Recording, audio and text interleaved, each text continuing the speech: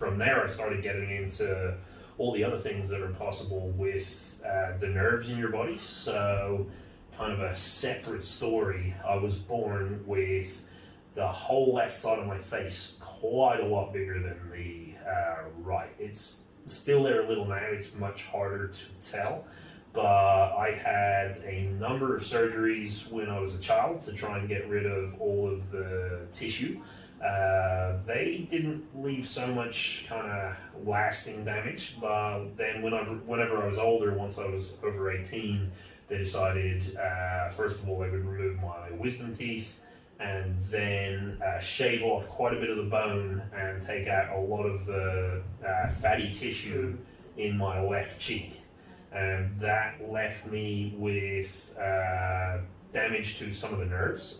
Nothing major or serious. I don't know if anyone ever sees when you have damage to the facial nerve, actually it can really change the shape of your face. So I got quite lucky in that most of the damage was very, very slight.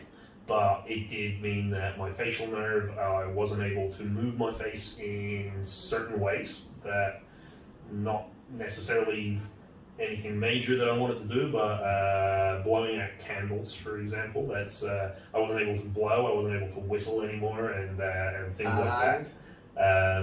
And I also have some very weird sensations in my face. So as well as the facial nerve, there's also the trigeminal nerve, which deals with sensation across your face. I have some really weird and really cool responses when I run my finger across my face. It's not so much nowadays, but if I run my hand across the top of my cheekbone, I can feel another hand running almost from the top of my eyelid, under my eyelid, and kind of around my eyeball. So as I stroke this part of my cheekbone, I can feel that there's a phantom hand. How do you say? Yeah, that kind of rubs that. Sensation. Yeah, and I get the same thing around my nose as well. So I can rub the front of my cheek just next to my nose, and I'll feel another finger stroking down the top of my nose. And then also when I blink, actually, I'll do this to the camera, but I'm aware this will not be visible to all of our listeners. When I blink, actually, I get that twitch in the left side of my lip. So I got all of this stuff basically. When somebody comes at your face and removes some of the bone with a drill, the proprioceptive maps on my face are now super confused because as far as they were concerned, there was a whole load of extra stuff that's supposed to be there that now isn't. And part of that confusion is now they're not sure what sensation is what. Yeah.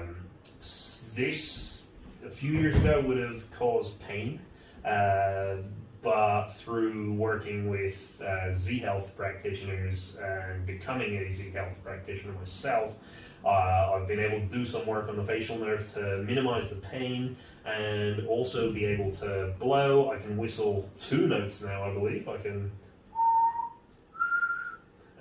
Sometimes I can do it in a siren, but I'm not going to embarrass myself by trying right now. And the other big one for me was, at the time, I was a balloon modeler. So that's what I was going to bring up. One of my party tricks was those modeling balloons that nobody's able to blow up by mouth. I could do 3 of them at the same time, and that was quite upsetting when after a couple of years, obviously, it took about a year for the whole swelling to go down and me to figure out how things were. Not being able to blow up even one balloon, even a regular rubber birthday balloon, that was quite upsetting. But now, through doing a lot of training, I've actually been able to get that back. And what the really fun part about that was, the surgeons who performed the surgery and all of the kind of urologists and stuff that I saw medically had said, well, that's not something that we're looking at as an option. not something that we're going to deal with, it's not something we're worried about, and it's not something that we think is possible for your recovery. Yeah. And in fact, they sort of said anything after 6 months that's all. how you are. And I'm still finding things 5 or 6 years later. And the thing is as well, if anybody has never tried to blow up a balloon model in balloon, I recommend you try it just so you can see how goddamn difficult it is. You could believe me here for 6 hours and give me £1 million if I could blow one up. Not happening. Yeah,